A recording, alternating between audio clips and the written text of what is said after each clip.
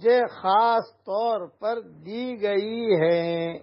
یہ حدیث مسند احمد میں ہے۔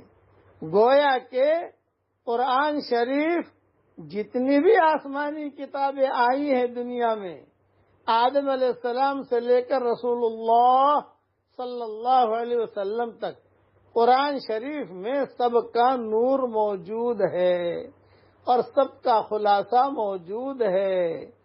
اس لیے قرآن سیکھیے، قرآن سکھائیے اور قرآن کو پھیلائیے۔ اب پڑھ لیجئے میرے ساتھ، اللہم اجعلنا من اہل القرآن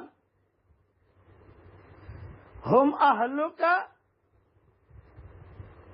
وخاصتک۔ اے ہمارے پیارے اللہ، ہمیں قرآن والا بنا